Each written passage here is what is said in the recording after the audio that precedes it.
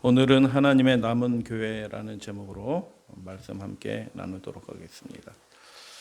하나님께서 택하신 교회라는 뜻이고요. 택하신 데는 다 이유가 있다는 뜻이고요. 하나님이 택하셨으니까 특권이 있다는 뜻입니다. 그 특권을 누리시고 그 하나님이 택하신 그 이유, 그 목적을 이루어드리시는 우리 믿음의 가족들 되시기를 주님의 이름으로 축복합니다. 디모데전서 3장 15절의 말씀에 만일 내가 지체하면 교회에 대해서 말씀하는 겁니다. 너로 하여금 하나님의 집에서 어떻게 행하여야 할지를 알게 하려 함이니 이 집은 살아계신 하나님의 교회다라고 얘기합니다. 하나님 살아계십니다. 그 백성을 지키십니다. 그 백성을 영화롭게 하실 뿐만 아니라 그분이 작정하신 뜻을 다 이루실 분이시다라고 그렇게 바울은 믿고 고백하는 것입니다.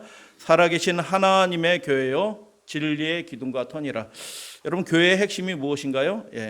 하나님께서 말씀해 주신 그 생명의 진리를 가르치고 전파하는 곳이 그 기관이 하나님의 교회이다라고 그렇게 말하는 것입니다. 남은 자가 왜 남은 자인가? 하나님께서 구원을 위해서 택하여 주신 자가 남은 자입니다.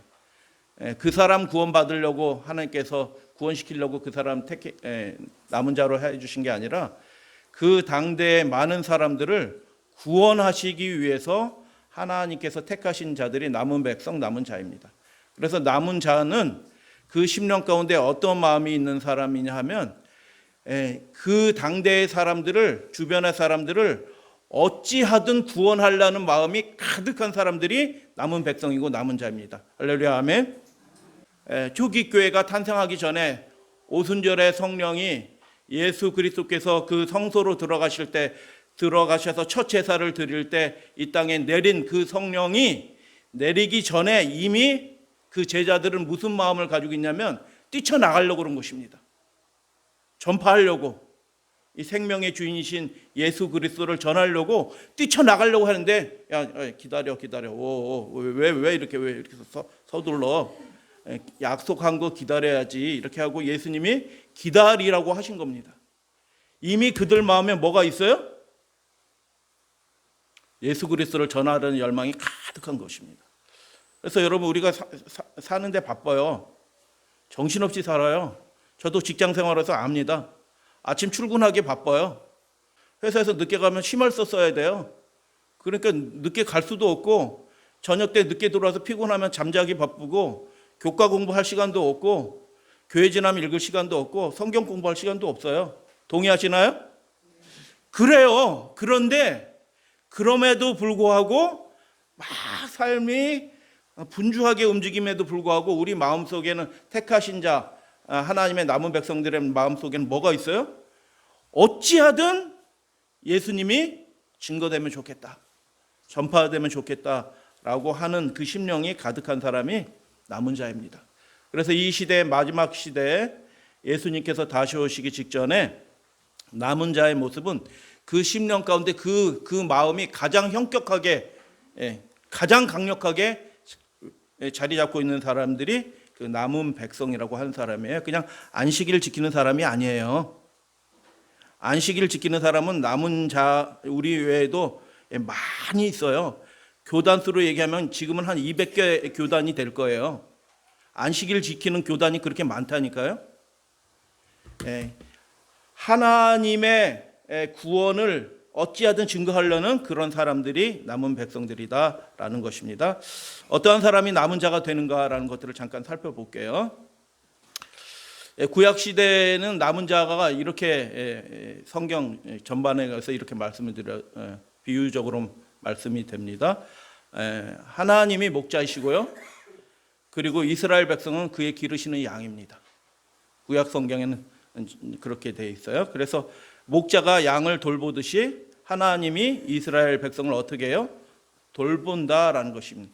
그가 푸른 초장으로 나를 인도하시고 쉴만한 물가로 우리를 인도해 주신다라고 돌봄의 관계가 굉장히 강조가 되어 있어요. 근데 신약에서 남은 자는 예수님이 나는 선한 목자다, 나는 양의 문이다 라고 말씀하시면서 뭐라고 말씀하셨냐면 내가 목자다라는 것입니다. 그 구약의 하나님이 실제로 이 땅에서 육신을 입고 나타나셨어요. 내가 목자다라는 것입니다. 여러분, 여러분은 양이신 거 동의하시나요? 여러분의 목자는 누굽니까? 제가 아니에요. 제 뜻대로 여러분을 인도하려고 하면 그 교회는 망한 교회입니다. 예수님의 뜻대로 그 양을 인도하는 교회가 진짜 교회인 것입니다. 할렐루야, 아멘. 근데 많은 교회가 어떻게 생각하냐면 신도들의 목자가 목사라고 생각하는 것입니다. 아니에요. 그 양들을 책임질 수 있어요? 목사가 책임 못 져요. 예수님이 유일하신 목자다라는 것입니다. 유일하신 목자인 것입니다. 그래서 예수님의 말씀에 따라야 되지 목사들의 이야기를 따르면 안 되는 것입니다. 여러분, 하나님의 말씀을 잘 들으셔야 됩니다. 성경에 없는 이야기들을 하는 목사들이 너무너무 많아요. 미혹당할 자는 미혹당합니다. 성령 하나님의 인도하심을 직접 받지 않는 사람들은 다 미혹당하면 넘어갑니다. 여러분이 각각 개인의 삶이 성령의 인도하심을 따라서 예수 그리스도와 직접적인 관계를 가지시는, 그래서 여러분이 누구예요? 목자이신 예수님의 양이 되셔야 될 줄로 믿습니다. 그런데 돌봄의 관계가 중요한 게 아니라 예수님은 요한복음 10장에서 뭘 말씀하냐면 그 목자와 양과의 핵심적인 관계는 뭐냐? 듣는 거다라는 것입니다. 안다라는 거예요. 양이 내 음성을 뭐 한다고요? 알고, 목자가 양을 알고 양이 목자를 아는 것 같이 내가 너희를 안다. 내 양은 나를 안다. 내가 아버지를 알고 아버지가 나를 아는 것처럼 그렇게 안다라고 그렇게 말씀하는 것입니다. 그래서 구약의 남은 자의 사상하고요, 신약의 남은 자의 사상은 더 본질적으로 들어오는 건데 뭐냐면 정말 개인적으로 아는 겁니다. 개인적으로 하나님이 정말 구원이셔요. 주님 뜻대로 살았더니 정말 내 인생에 하나님의 놀라운 은혜와 구원이 임했어요 라고 아는 겁니다. 그래서 여러분, 신약에서 남은 자는요, 이스라엘 백성이 남은 자가 아니에요. 더 이상 예수님이 딱 요한복음 10장에서 말씀하셨어요. 그전에도 뭐 여러 차례 암시적으로 말씀하셨지만 신약에서 남은 자는 이스라엘 백성이 아니고 그 가운데서도 어떤 사람이에요? 예수님을 음성을 듣고 그분이 누군지 알고 따르는 사람들이 남은 자인 것입니다. 확 줄어듭니다. 그래서 신약에서 남은 자의 핵심적인 개념은 서로 아는 겁니다. 그분과 우리 내 사이에 정말 개인적으로 아는 거예요. 그래서 유명한 성경절이지만 예수님이 하신 말씀에 풀어서 설명한 것뿐이에요. 또 이사야가 이스라엘에 관하여 외치되 이스라엘 뭇 자손의 수가 비록 바다 모래와 같을지라도 누구만 구원 얻는다고요? 저는 남은 자는 아니라도 예수님은 믿어요. 남은 자가 되셔야지 구원 얻는 거예요. 이게 중간 지대가 없고요. 완전히 하나님께 속하든지 아니면 그렇지 않든지 구분이 확 되는 것입니다. 남은 자가 완전한 사람이라는 것은 아니에요. 예수님의 음성을 듣고 따르는 제자들도 실수하고 넘어지기도 해요. 근데 그 따르는 분이 누구셔요? 온전하신 분이고요. 천지를 지으신 창조주 하나님이시고 우리를 위해서 목숨을 버리신 분이에요. 그분이 인도하시기 때문에 연약한 자일지라도, 따를 때는 연약한 자일지라도 그 인도하심의 결과로 인해서 그들이 온전한 가운데로 나아가도록 하나님께서 하시는 것입니다. 할렐루야, 아멘. 그렇기 때문에 제일 핵심적인 건 뭐냐면 그분의 음성을 내가 듣느냐라는 것입니다. 내가 그분을 아느냐라는 것입니다. 그렇게 따라가다 보면 우리가 점점 더 중앙에 계신 예수 그리스도 그분께로 가까워지고 서로 닮아지게 돼 있어요. 닮아집니다. 그래서 남은 자만 구원을 얻게 된다. 야, 이거 심각한 말씀이죠. 우리가 둘 중에 하나를 선택해야 된다는 것입니다. 세상을 선택하느냐 아니면 하늘나라를 선택하느냐, 둘 중에 하나를 선택해야 된다는 것입니다. 진리의 기둥과 터다. 교회의 핵심은 진리다라고 얘기하는 겁니다. 에베소서 1장 22절 말씀 다 같이 봉독합니다. 시작. 또 만물을 그의 발 아래 복종하게 하시고 그를 만물 위에 교회의 머리로 삼으셨느니라. 교회는 그의 몸이니 만물 안에서 만물을 충만하게 하시는 이의 충만함이니라. 야, 어떻게 그럴 수 있을까? 그 거룩하신 분의 연결된 몸이래요, 우리가. 그래서 그 머리가 수족을 알듯이 예수님이 우리를 안다라는 것입니다. 그분과 그렇게 직접적으로 연결되어 있다라는 것입니다. 우리의 삶의 행위들이, 우리의 삶의 열매들이 그 예수님의 그 명령을 따라 이루어진다라는 뜻이에요. 그분이 공급해 주시는 힘을 따라 우리가 우리의 삶을 영화롭게 되는 그 열매들을 맺게 된다라는 것입니다. 할렐루야, 아멘. 그분과 연결되어 있어요. 그분의 거룩함이 우리에게 통하는 것입니다. 연결되어 있어요. 여러분, 우리의 삶이 노선이 확실하게 분명해져야 됩니다. 이제 예수님이 오실 때가 진짜 가까웠거든요. 예언된 일들이 사실 거의 다 이루어진 거죠. 이제 한두 개 남은 거지. 이제 다 그거는 그냥 쑥 지나가듯이 성취됩니다. 준비하셔야 되는데 우리가 그분과 실제적인 교통을 여러분 누리시게 되기를 주님의 이름으로 축복하고, 그 사람들이 남은 자가 되는 거예요. 그 사람들이 구원받는 사람이 되는 거예요. 그 사람들을 통해서 하나님이 다른 사람도 구원하는 역사들을 일으켜 주실 거예요. 그렇기 때문에 그의 몸이다라는 것을 기억하시게 되길 바랍니다. 요한복음 15장에서 예수님은 이렇게 말씀하셨어요. 내 안에 거하라. 어디 안에 거하라? 예수님 안에 거하야 되는. 나도 너희 안에 거하리라. 가지가 포도나무에 붙어 있지 않으면, 포도나무는 예수 그리스도고요, 농부는 하나님이시고요, 가지는 우리예요. 그러니까 몸의 비유나 포도나무 가지의 비유나 은유의 말씀이나 동일해요. 우리가 생기를 어디서 받아요? 예수님께 받는 것입니다. 이 안식일 날 그 연약한 인간일 뿐인 한 사람에 의한 설교로 우리가 생기를 받는 게 아니고요, 매 순간 하나님과 연결된, 예수님과 연결된 그 믿음의 채널을 통하여 우리가 생기를 받아서 자라나서 열매 맺는 겁니다. 교회에서 이 안식일에 이 강단에서 할 수 있는 것은 뭐냐면 간단한 안내 지침 정도만 보여드리는 겁니다. 그 연결은 개인적으로 예수님과 각각 맺어야 되는 것입니다. 목사가 갖다 붙여줄 수 없어요. 예수님께요. 도와드릴 수는 있어요. 이렇게 하시면 됩니다라고 얘기하는 것입니다. 우리의 의지를 주님께 드리는 일이 그분과 연결되는 것입니다. 우리의 삶의 모든 생각들을 다 주님께 드리는 것이 우리가 그분의 가지가 되는 거예요. 내 개인적인 생각을 일부 남겨들었다 그러면 가지가 붙었다 떨어졌다 하는 포도나무 가지 보셨나요? 그거 있을 수도 없어요. 그렇게 되면 열매도 자꾸 옮겨 다니면요, 식물 심는 분들 알잖아요. 저는 잘 몰라요. 그런데 듣는 얘기는 자꾸 왔다 갔다 옮겨 심으면 그 나무가 병치레 해가지고 자라나지도 않아요. 붙었다 떨어졌다 하면 믿음도 자라나지도 않아요. 결정적으로 우리가 예수님께 딱 붙어 있게 될 때 그분의 생기가 우리의 삶에 통하면서 우리가 열매를 맺되 많이 맺게 된다는 것입니다. 우리가 하는 것이 아니고요, 열매라는 것이 삶의 행위잖아요. 열매라는 말과 행위라는 말이 같은 뜻이에요. 열매 맺다라는 말과 행동하다라는 말이 같은 말이에요. 그렇기 때문에 이게 이중의 은유거든요, 사실은. 그래서 우리가 예수님과 교통하고 있을 때 그 사람이 남은 백성이에요. 남은 교회, 이 특별한 택하신 교회에 속해 있다고 남은 백성이 되는 것은 아닙니다. 그래서 하도 성경에 없는, 조금 틀린 거는 뭐 괜찮아요. 그런데 완전히 틀린 얘기를 하시는 분들도 많이 있기 때문에 이제 교정하는 일을 제가 안 하려고 합니다. 교정하는 일을. 미혹당할 분은 그거 믿고 미혹당하시면 되고, 진리를 따라 살려고 하시는 분들은 진리를 따라서 살면 되는 거예요. 왜요? 말려도요, 말리는 사람 미워해요. 그거 틀렸다고 해서 자꾸 교정하면 저분 또 저 얘기 하신다. 그래서 여러분 개인적으로 예수님을 아셔야 돼요. 음성을 들으셔야 되고요.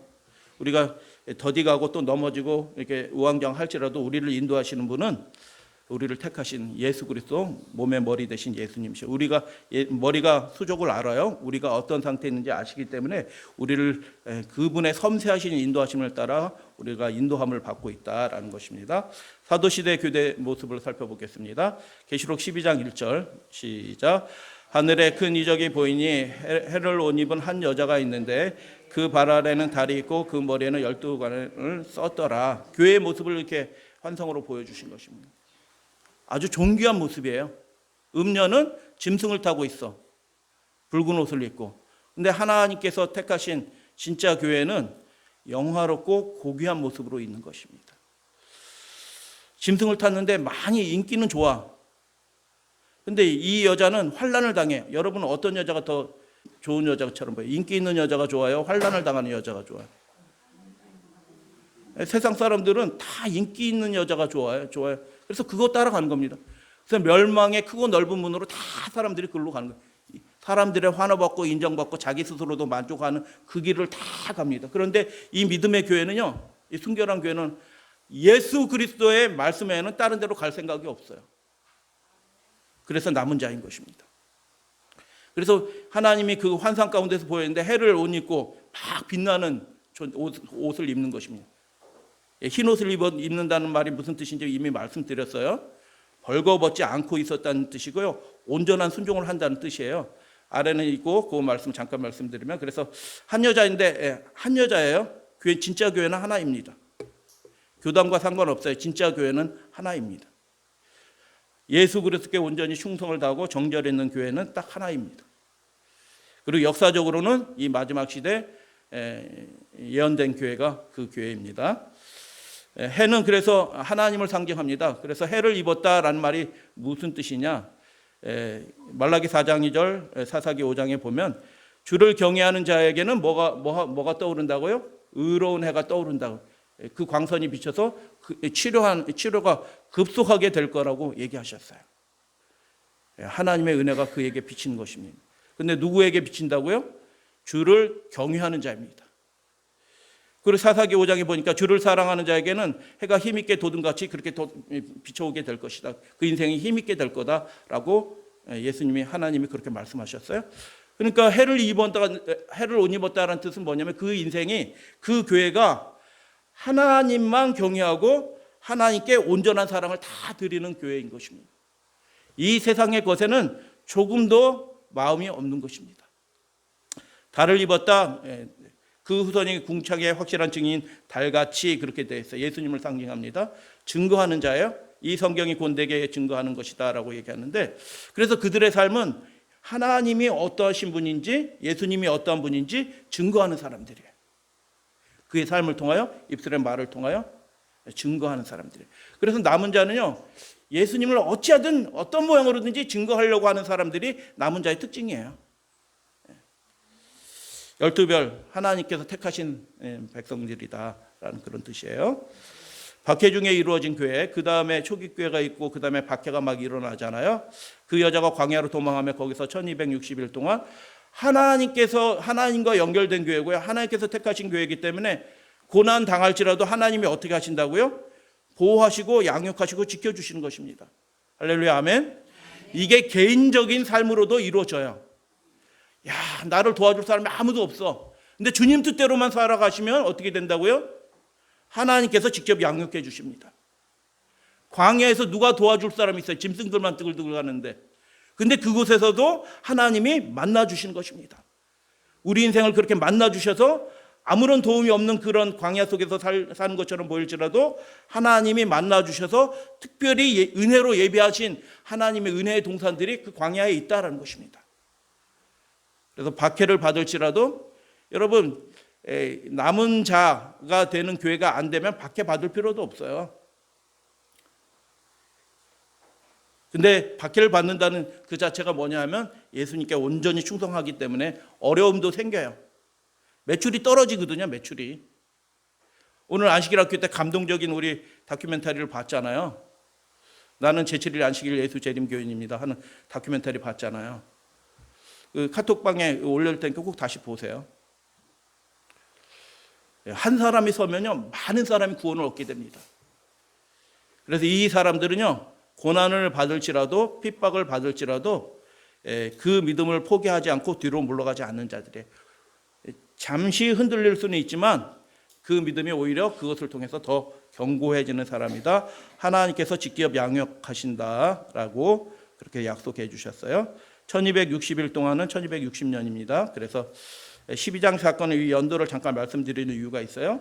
이게 그냥 어쩌다 보니 남은 교회가 아니고요. 하나님께서 역사 가운데서 특별한 목적으로 그 시대를 위하여 택하신 남은 백성들, 남은 교회가 있다라는 것입니다. 종교개혁 시대가 있었습니다. 아까 그 시대가 종교개혁 시대를 포함해요. 다 같이 한번 읽어보겠습니다. 시작. 용이 자기가 땅으로 내어 쫓긴 것을 보고 남자를 낳은 여자를 박해하는지라 그 여자가 큰 독수리의 두 날개를 받아 광야 자기 곳으로 날아가서 거기서 그 뱀의 나지를 피하여 한때 두때 반때를 양육받으며. 어저께 사모님이 저녁에 막 기진맥진하고 정신을 오락가락하고 막 그러셨어요. 얘기하지 말고 괜히 얘기했네. 근데 영적인 얘기를 해서 뱀을 봤거든요. 뱀을. 상추 뽑으러 가셨다. 상추 뜯으러 갔다가 뱀이 훅 나와가지고 뱀 한번 보니까 힘이 쭉 빠지셔가지고 이러고 뭐 나 놀랐어. 뱀. 근데 여러분 뱀이 우리 눈에 보이지 않기 때문에 우리가 안 놀라는데요. 뱀이 어떻게 하냐면 우리를 삼키려고 하는 겁니다. 영적인 각성을 하면서 우리가 살아야 되는데 하나님 그렇게 되지 않도록 특별한 보호를 해 주신다. 택하신 자들의 그 사명을 다 이룰 때까지 그 택하심은 영원한 것입니다. 그렇기 때문에 택하신 그분이 그 택하신 자들, 남은 백성들을 지켜주시는데 이게 상징으로 나타나요. 큰 독수리에 무슨 날개? 두 날개. 그리고 어디로? 광야로 양육을 받았다라고 얘기하는데 남은 자의 가장 중요한 특성은 그러면 무엇인가라는 것들을 한번 살펴볼게요. 이 말씀이 딱 구약 성경에 한 번 더 나와요. 계시록 12장에 이 마지막 시대 직전에 마지막 예수 그리스도의 재림 직전에 탄생한 이 특별한 남은 백성을 설명하는 이 구절, 그 속성을 설명하는 이 구절을 구약 성경에 딱 한 번 더 나온다라고 말씀을 드렸어요. 어디에서 나올까요? 신명기에 나옵니다. 여호와께서 그를 황무지에서, 똑같은 단어예요. 광야라는 뜻이에요. 황무지에서 광야에서 만나 주시고 독수리가 날개를 펴서 없는 것 같이 여호와께서 홀로 그를 인도하셨다라고 얘기해요. 신명기에 딱 그대로 나옵니다. 그래서 이 마지막 시대의 백성은요, 하나님께서 특별한 목적을 위해서 택하신 백성이다라는 것을 상징적으로 이렇게 보여주신 것입니다. 그런데 이들이 어떤 사람이냐, 어떤 교회인가? 계시록 12장 17절에 그들의 신원의 가장 중요한 특성이 나타나요. 하나님의 계명과 예수의 증거를 가진 자들이다. 하나님의 계명을 지키며 예수의 증거를 가진 자들이다. 이 말씀에 의미하는 게 뭐냐면 그들의 마음속에 이미 하나님의 계명이 새겨져 있다는 뜻이에요. 여러분의 마음에 하나님의 계명이 새겨져 있으면 하나님의 계명대로 살아갈 겁니다. 내 마음속에 하나님의 계명이 새겨져 있으면 무슨 일이 있어도 하나님의 계명대로 살아갑니다. 할렐루야, 아멘. 그래서 계명을 지키는 겁니다. 지켜라 해서 지키는 게 아니고요. 그 마음속에 이미 하나님과의 관계 속에서 하나님의 성령께서 그 마음에 하나님의 계명을 기록해 놨어요. 그래서 겉으로 드러나는 게 뭐예요? 열매로 하나님의 계명을 지키게 드러나는 것입니다. 이들이 지금 누구랑 연결되어 있어요? 그들을 인도하시는, 양육하시는, 보호하시는 하나님과 연결된 백성인데 그게 겉으로 표면상으로 현상으로 드러나는 게 있는데 그것은 하나님의 계명을 지키는 것이다. 근데 신명기 32장 바로 앞에 부분에 뭐가 나오냐면요, 이스라엘 백성이 하나님의 계명을, 그 10계명이에요. 하나님의 계명을 지키기로 언약하는 장면이 나와요. 똑같습니다. 하나님께서 남은 자로, 택하신 자로 선택한 백성들의 가장 중요한 특징은 뭐냐면 하나님의 말씀이 최고의 권위입니다. 그분의 계명이 내가 죽는 길이라도 사는 길이라고 믿고 그 길로 따라가는 사람들이 이 사람들의 특징이에요. 첫 번째 특징을 말씀드렸어요. 예수 그리스도를 전하고 싶은 마음이 막 가득한 사람. 두 번째는 뭐예요? 하나님의 말씀 아니면, 계명 아니면 내가 살 이유도 없다. 그분의 계명대로만 살아가는 사람들이. 할렐루야, 아멘. 남은 자의 특징인 것입니다. 나는 남은 자 아니구나 이렇게 생각으로 생각하시는 분들 혹시 있을런지 몰라요. 아닌 겁니다. 본인이 그렇게 생각이 들면 아닌 겁니다. 빨리 바꾸셔야 됩니다. 시간이 그렇게 많이 주어지지 않아요. 뜨뜻미지근한 상태에서 그렇게 예수님 맞이할 수 없다니까요. 벌거벗은 채로 예수님 맞이하는 거예요. 그분과 산 연결을 가지시고 주님의 명령이 나의 생명이다라고 예수님이 말씀하신 것처럼 그렇게 생각하시고 그렇게 따라가는 사람들이 구원받고요. 그 마지막 시대 사명을 이루는데 쓰임을 받는 것입니다. 교파들이 생깁니다. 종교개혁 이후에. 뱀의 뒤에서 쫓아가는 것입니다. 여자의 뒤에서 뱀이 입을 확 물을 강같이 토해내니까 그 용이 뱀처럼 딱 변해가지고 확 땅으로 올라와가지고 용은 땅으로 못 올라오니까 그죠? 뱀이 쫙 올라가지고 물을 확 하는데 용이나 뱀이나 똑같은 놈들이라 그래서 그 뒤에서 치사하게 쫓아오면서 뒤에서 쫙 근데 땅이 여자를 도와 그 입을 벌려 용의 입에서 토한 강물을 삼켰다라고 하는 하나님의 특별한 이적과 도우심과 인도하심을 이렇게 상징적으로 나타냈어요.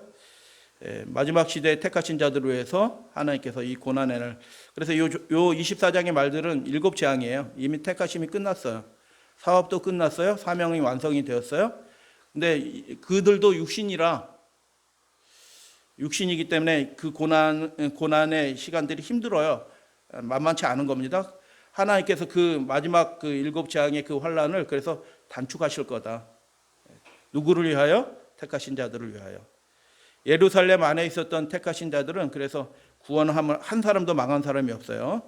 택하신 자들은 다 구원받는 것입니다. 할렐루야 아멘. 그래서 이 사람들은 누구냐? 늦은 비 성령을 받고 복음 사업을 완수한 사람들입니다. 나는 늦은 비 성령 못 받아도 하늘나라는 가고 싶어요. 이렇게 얘기하시는 분들 혹시 있을런지 몰라요. 늦은 비 성령 못 받으면 하늘나라는 못 갑니다. 이게 그러니까 둘 중에 하나입니다. 받든지 못 받든지. 성령은 거룩한 영이에요. 이게 뭔가 조금 남아두고 불순종이 좀 남아있으면은 성령이 전적으로 임하지 못해요. 그 사람을 사랑해서 어떻게든 인도하시려고 하지만 전적으로 역사하지는 못하는 겁니다. 뭔가 남겨뒀거든요. 아직도 많이. 그래서 늦은 비 성령, 나는 못 받을지도 몰라. 그럼 나는 구원받지도 못할 이런 뜻이에요. 근데 구원은 쉬워요. 주님께 다 맡기면 그 다음 일은 주님께서 하시는 것입니다. 걱정은 돼요. 이렇게 하면 내 인생이 여기서 끝날지도 모른다. 그런다 맡겨보시면 안 끝나네? 이렇게 되는 겁니다. 할렐루야 아멘. 이게 참 놀라운 일이라. 하나님의 뜻대로 하면요, 이게 신기한 일이 생긴다니까. 안 끝나네? 이렇게 되는 겁니다. 끝날 줄 알았더니 안 끝나네? 다른 길이 있네? 더 놀라운 축복을 받네? 다른 사람들을 구원하네? 이렇게. 그래서 늦은 비 성령 받는 사람이 구원받고요. 늦은 비 성령 받는 사람이 이 환란을 통과해서 예수님을 맞이하게 되는 것입니다. 그래서 늦은 비 성령을 받지 않는 성도들이 있다? 없다는 겁니다. 다 받으셔야 되는 겁니다. 여러분, 내가 온전해서 늦은 비 성령 받는 게 아니고요. 이전에 어떤 조건 때문에 못 받는 게 아니고요. 지금 앞으로의 생애가 결정적인 겁니다. 내 삶을 주님께 다 드리고 내가 주님 뜻대로 살기 원합니다. 주님의 뜻이 내 뜻입니다라고 다 내어드리면 성령이 임하십니다. 내 주권을 조금도 인정하지 않고 하나님의 주권만 내가 받아들이면 성령께서 임하셔서 주님이 원하시는 대로 우리가 쓰임을 받게 되는 것입니다. 그래서 늦은 비 성령을 받지 않는 사람은 짐승의 표를 받는 겁니다. 짐승의 표를 받는다는 게 무슨 뜻이냐? 이 세상 권력과 행정 집신들과 명령들에 따라다니면서 그렇게 신앙생활을 한다는 거예요. 근데 벌거벗은 채로 예수님을 맞이하게 될 거예요. 그래서 택하신 자들은 특별한 보호함을 받고 복음 사업을 완수하는 데 쓰임을 받고 그리고 환란을 통과하여 예수 그리스도의 영광스러운 재림을 맞이하게 된다. 그들은 머리카락 하나도 상하지 않게 될 것이다. 할렐루야 아멘. 마지막 시대의 남은 교회에 대해서 말씀을 드려요. 이분은 좋아하시는 분도 계시고 모르는 분도 계신데 마이클 조단이라는 분이에요. 스포츠 선수 중에서 제일 영향력이 역대 스포츠 선수 중에서 제일 역대 영향력이 있었던 사람입니다. 그분이 이렇게 인터뷰를 했대요. 모든 팀들이 시즌 시작되면 마지막 경기에서 이기는 것을 목표로 집중하면서 뛸 겁니다. 마지막 경기가 뭐예요? NBA 파이널에 16강부터 예선전 하고 16강, 8강, 4강 해서 결승해가지고 그 마지막 경기에서 이기는 거예요. 그게 뭐 챔피언이거든요. 마지막 경기에서 이기면 챔피언. 그 마지막 경기라는 의미는 그거예요. 다 이기고 나서 그 마지막 파이널에서 그 마지막 경기를 뭐 아무리 그 전에 뭐 골을 많이 넣고 막 이기고 활약해서 막 이겨도 소용없어. 그 마지막 경기에서 이기는 사람이 진짜 이기는 거예요. 운동선수도 그렇게 하는 겁니다. 근데 우리의 신앙을 우리를 불러주신 분은 누구셔요? 하나님, 예수 그리스도예요. 우리를 위해서 죽으신 분이에요.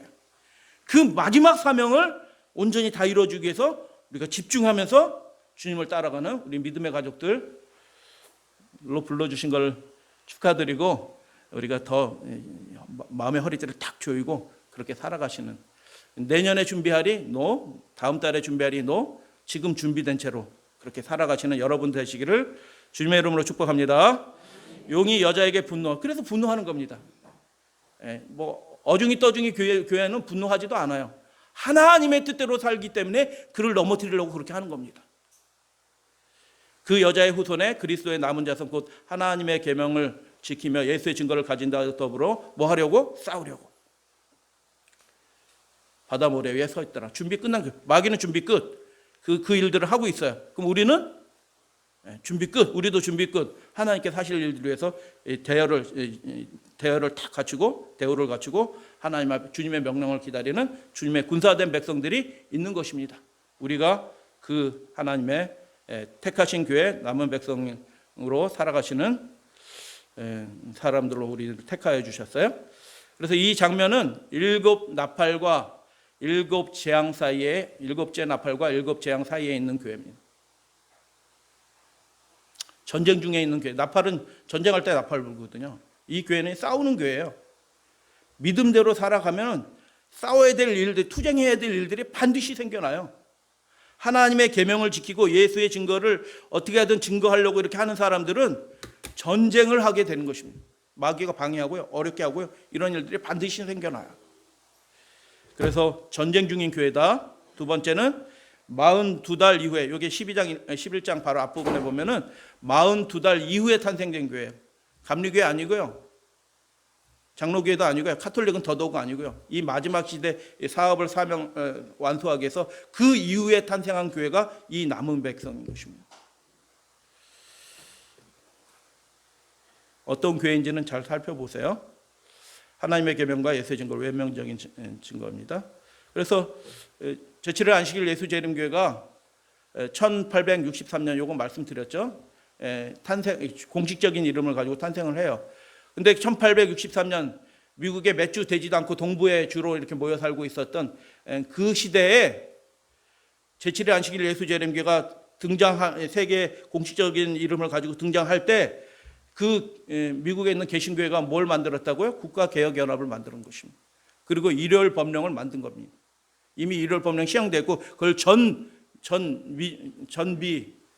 연방 차원에서 하려고 개신교 대표자들이 다 모여서 기독교 정부를 구성하고 일요일 법령을 해가지고 일요일 예배를 성수하도록 그렇게 하고 안식일 날 예배 드리는 사람은 감옥에 집어넣고, 이미 감옥에 막 들어가고 하는 겁니다. 그 당시에 이미 그런 일이 벌어졌고, 그래서 그것들을 연방 차원에서 하기 위해서 국가개혁연합에서 국가에 그 요청을 해서 그런 법률을 만들려고 이 일들을 시작을 한 것입니다. 그래서 여러분, 이게 한순간에 확 이루어집니다. 미국은요, 준비 끝났습니다. 마귀가 한순간에 딱 되면 그 일이 탁 벌어집니다. 그 이후에 준비하는 사람은 없어요. 지금 준비되어 있어야지 그 어려움 생길 때 노선이 딱 명확해지는 것입니다.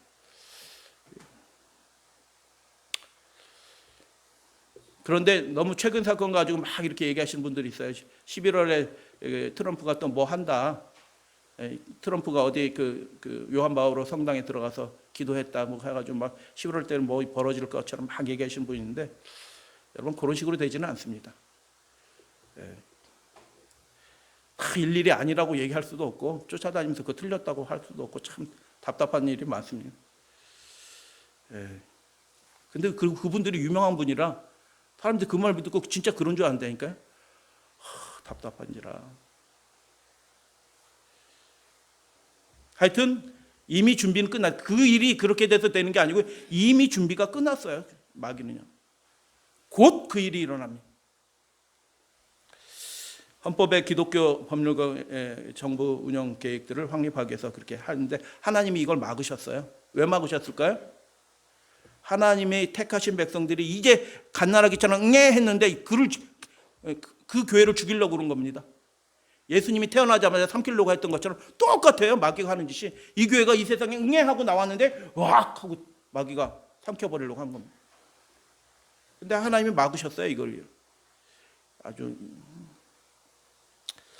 그 다음에 공황이 일어납니다. 1930년대. 지금 이걸 줄 서 있는 거 보세요. 지금 그 신사 넥타이 딱 메고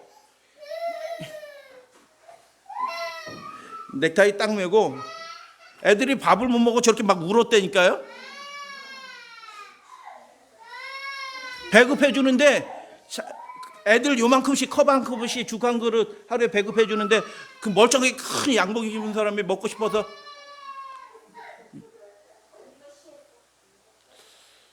여러분 그때 통장에 돈이 많이 있는 게 아무런 의미가 없어요. 증발한다니까요. 돈이. 우리의 유일한 안전책은 하나님이셔요. 믿으시면 아멘. 내가 많이 뭐 쌓아놨다고 그때 유익한 게 하나도 없어져요. 그렇게 된다니까요.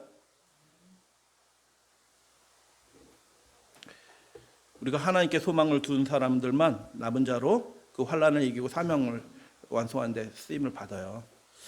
국가개혁연합이 있을 때 우리 재림교회 교인 수가 몇 명이에요? 3,500명이에요.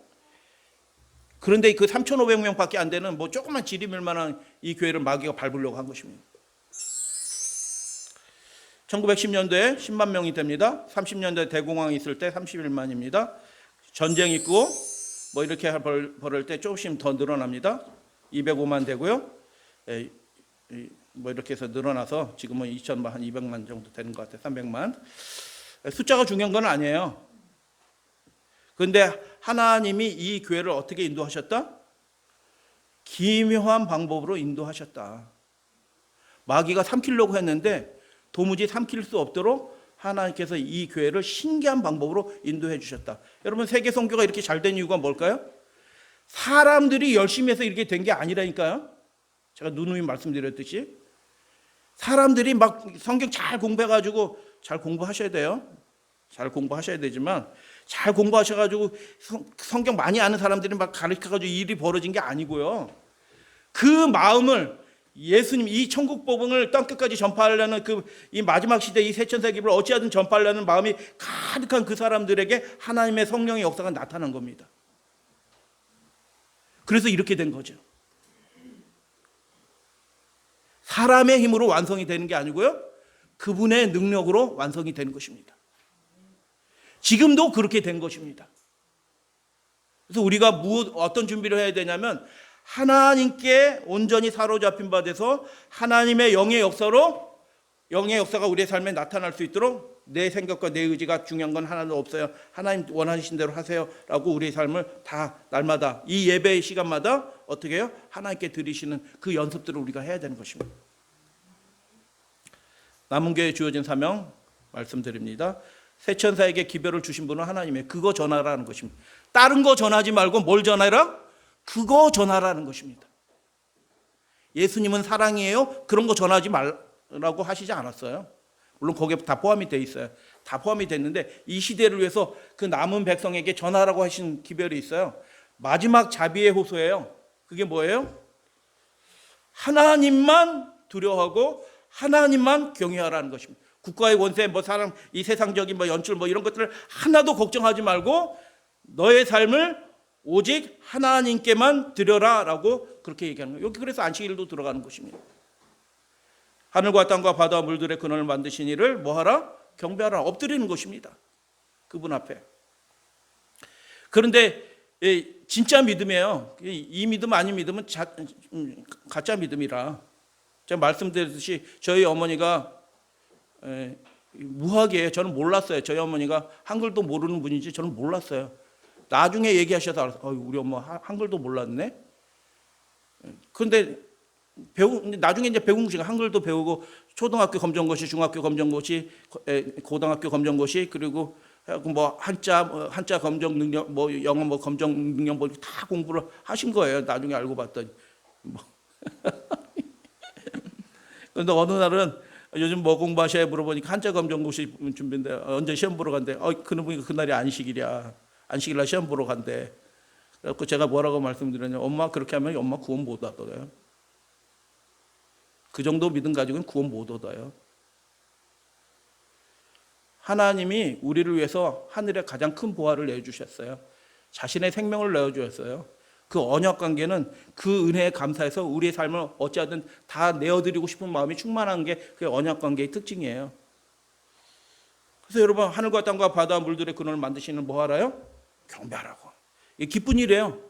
그분을 우리의 삶의 주인으로 삼으시는 거예요. 그분이 통치하셔요. 그분이 문제를 해결하셔요. 그분이 우리의 삶을 붙들어 주셔요. 그분이 우리 가정을 영화롭게 하신 것입니다. 할렐루야 아멘. 근데 이 예언된 심판하실 시간이 이르렀음이니라고 요한은 그렇게 기록해놨는데 그 시간이 이미 지나가고 있습니다. 이제 끝납니다. 이 예언이요 미래형이 아니에요. 이미 성취되고 있고 이제 끝날 때가 된 것입니다. 늦은 배 성령을 통해서 한순간에 확 전파되고 끝난 겁니다. 준비된 상태로 우리가 있어야 되는 것입니다. 두 번째는 바벨론에서 나오라는 것입니다. 바벨론에 목자들이 많이 있거든요. 바벨론에 유명한 목자들이 많이 있어요. 그 목자들 따라다니지 말고 하나님께 개인적으로 직접 연결돼 가지고 나와라. 성령께서 인도하시는 대로 나와라 라고 그렇게 말씀하는 것입니다.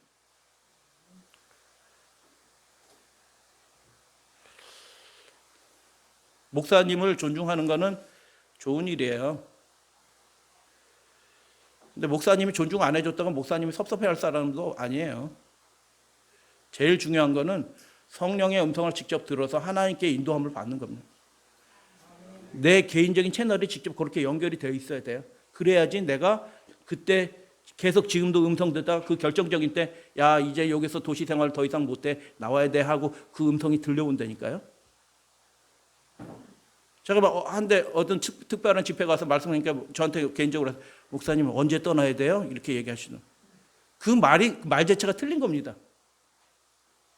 언제 떠나니 그걸 왜 나한테 물어봐?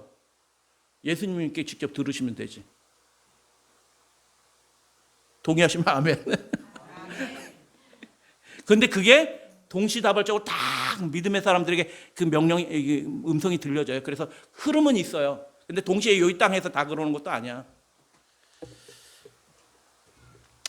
근데 그 음행의 그 벌거벗은 거 얘기하면서 다 말씀드렸어요. 음행으로 말미암아 진노의 포도주로 먹인 자로다. 그 음행이 뭐예요? 불순종이에요.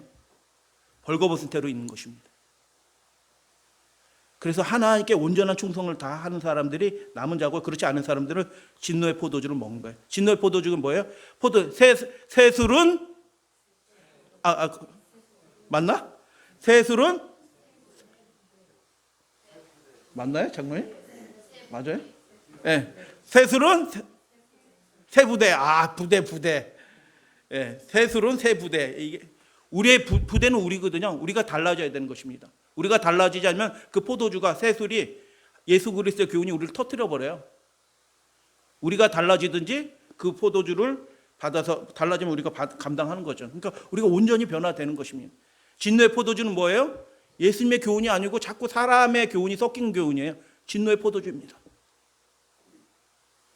우리 1분단 어르신들, 우리 성도님들 이해되셨죠? 아멘이신가요? 아멘. 예. 그래서 진노의 포도주는요, 하나님의 교훈이 아닌 게 자꾸 섞여 들어가 있는 거예요. 인간적으로 수준을 낮춰놓는 거예요. 하나님의 뜻은 이건데 자꾸 인간적으로 수준을 낮춰놓고 이렇게만 해도 뭐 훌륭합니다. 당신 형편 다 알아요. 이 정도 살아도 훌륭한 거지 뭐. 안 믿는 것보다 훨씬 낫지. 그건 예수님이 말씀하신 게 아니라니까요.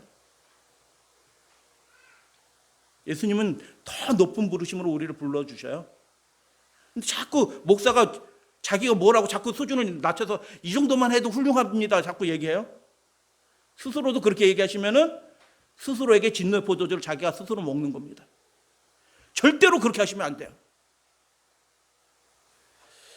성령의 인도하심을 받아야 된다는 겁니다. 그래야지 나올 때 나오는 겁니다. 예, 그 한 교회 저쪽 이문동에 있는 한 교회 장로교회 장로님이신데 중요하시 그게 재정도 담당하시고 뭐 위원 담당하시는 계신 장로교회 장로님이신데 이분이 교회에서 기도를 못 해요. 대표기도 중요하신 분이라 대표기도를 자주 해야 되는데 교회를 위해서 기도를 못 한다니까 이분이 진리를 딱 깨달은 다음에 우리 그 성경이 말한다 그 맨날 보여드리는 거 있잖아요. 그 별거 아닌 것 같아도 그 목사님의 그 컬럼이 제가 월요일 하고 그분이 화요일 날 하는데 그 화요일 날 그 컬럼을 이렇게 받고 그분이 생명 모르는 목사님하고 만나서 이렇게 배워 보니까 내가 진리 하나님의 말씀대로 살아가는 백성이 아니라 그 마음이 개혁을 했어요. 그래서 그 중요한 직진하면서 일요일 날도 교회 가고 안식일 날도 그분 교회로 그 종로에 있는 그 교회로도 가고 이렇게 하는데 대표 기도 시키는데 기도를 못 하겠다는 거예요. 이 교회를 부흥시켜 주시고 목사님 말씀에 은혜 주시고 이 기도를 못 한다는 거예요. 왜요? 이 교회는 진짜가 아니거든요. 예수님의 교훈을 그대로 가르치지 않거든요. 재림을 막기 위해서 준비되지 않거든요. 회개해야 되거든요. 철저하게 회개해야 되거든요. 근데 이 교회를 부흥케 해주시고 이렇게 기도를 못하는 그래가지고 기도시키면 막 교회로 와가지고 집사 장로님이 하셔고 자꾸 양보하다가 이제 더 이상 그 일을 못하겠어 그 교회는 딱 정리하고 나왔습니다. 음성을 듣는 자는 나온다니까요. 지금도 성령의 음성을 듣는 이게 사는 길이구나 하고 나온다니까요. 셋째 천사가 기별을 외칠 때 큰 음성으로 외쳐요. 큰 음성으로 외친다는 것은 우리 힘으로 외친다는 게 아니고 하나님께서 그 일에 개입하신다는 겁니다. 그리고 준비된 사람이 콱 외치고요. 한순간에 복음사업이 맞춰지면서 아주 짧은 시간 맞춰지면서 환란이 시작되고 예수님 재림하시는 것입니다. 거룩한 천사들과 어린 양 앞에서 불과 유황으로 고난받으리니 왜 하필 천사들과 어린 양 앞에서 고난받아요? 천사들이 그를 구원해 도와주었거든요. 그러면 안 돼 하고 어떻게든 천사들이 도와서 그 마음을 바뀌려고 천사들이 막 애를 썼어요. 예수 그리스도께서 그에게 그 구원의 은혜를 주시기 위해서 막 십자가의 은혜를 붙들고 그 지성소에서 그렇게 간구하신 분이에요. 그 예수 그리스도가 그렇게 하셨어요. 근데 그들이 계속 거절한 것입니다. 어쩔 수 없어요. 계속 거절해요. 그래서 그 증인 거룩한 천사들과 어린 양은 증인입니다. 하나님이 얼마나 그를 구원하시기 위해서 애를 썼는지 그 증인이 누구예요? 천사들은 다 아는 겁니다. 보는 겁니다. 그래서 그 증인들 앞에서 고난을 받을 거다 이렇게 예수님이 말씀하신 거예요. 자녀들한테도 빨리 얘기하셔야 돼요. 자녀들한테 대접받을 생각하지 마시고요. 말씀대로 우리 살아야겠다 이렇게 선언하셔야 되는 겁니다. 우리 집사님 말씀대로 니네들 교회 다니기 싫으면 집 나가.